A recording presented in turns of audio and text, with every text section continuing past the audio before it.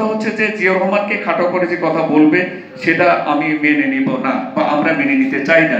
সে কারণে আমরা বলছি যে আমাদের এই আলোচনা সভার মূল উদ্দেশ্য হচ্ছে যে আমরা স্বাধীনতার ঘোষক জিয়াউর রহমান এই বিষয়টিকে বারবার আলোচনায় নিয়ে আসা এবং বারবার আমাদের শ্রোতা দর্শক এবং দেশের মানুষের কাছে তুলে ধরা যে সেই একটা দুঃসময় গেছে যখন আর কেউ দেশের পক্ষে কথা বলে নাই, জিয়াউর রহমান প্রথম কথা বলেছেন।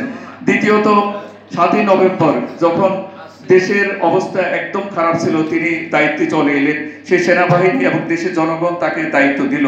সেরকম একটা ভাঙাচোরা অবস্থা, একেবারে কিছুই ছিল না, বলা যায় যে দুর্ভিক্ষ পীড়িত একটা দেশ। এবং স্বাধীনতা যুদ্ধের পরবর্তীকালে শেখ মুজিব দাঁড় করাতে পারছিলেন না দেশকে, কারণ দেশটা ছিল যুদ্ধ বিধ্বস্ত একটা দেশ। তারপরে দুর্ভিক্ষের মতো একটা ঘটনা ঘটে গেছে।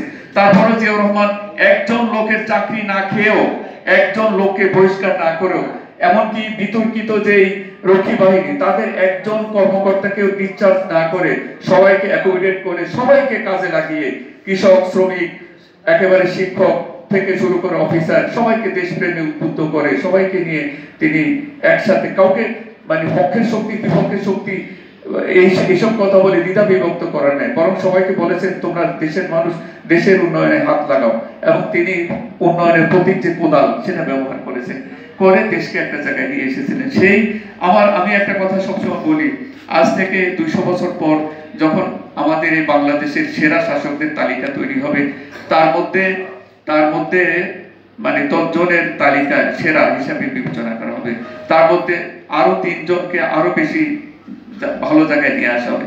তার মধ্যে শ্রেষ্ঠতম যিনি হবেন তিনি হবেন জিয়াউর রহমান। এই কারণে আমি কথা বলছি যে সময় যত যাচ্ছে এত বিতর্ক সৃষ্টি হচ্ছে, কিন্তু জিয়াউর রহমান বিতর্কহীন ভাবে যেই দেশকে যে অবস্থানে রেখে গেছেন সেটা অতুলনীয় এবং 200 বছর পরও তার শ্রেষ্ঠত্ব প্রমাণিত হবে।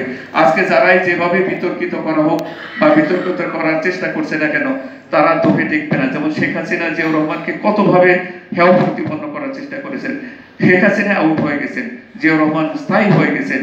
এবং জিয়াউর রহমানের মাজারটা এমন এক জায়গায় আছে যেটা জাতীয়তাবাদী ঘরানার সমস্ত রাজনৈতিক নেতাকর্মী নয়, শুধু জাতীয়তাবাদে বিশ্বাসী সকল মানুষের তীর্থস্থান। তার মানে হচ্ছে এমন একটা সময় আসবে বা এখন চলমান বা ভবিষ্যতে যে এইখানে যাওয়াটাকে তারা ক্রেডিট মনে করবে বা ঢাকায় এসে বলবে যে জিয়াউর রহমান মাজার থেকে একটু ঘুরে যায়। এই যে জিয়াউর রহমানের মর্যাদা, এটা জিয়াউর রহমান এবং তার পরিবারের লোকরা ডেকে বলেন না যে জিয়াউর রহমানকে সম্মান করতে হবে। জিয়াউর রহমান তার কর্মগুণেই তিনি সম্মানের শ্রেষ্ঠ জায়গায় পৌঁছে গেছেন। সেই বিষয়টা আমরা জাতীয়তাবাদী ঘরানায় যারা রাজনীতি করি তাদের কাছে এটা অমূল্য সম্পদ। সে কারণে আমরা এই বিষয়টিকে বারবার আলোচনা আনতে চাই।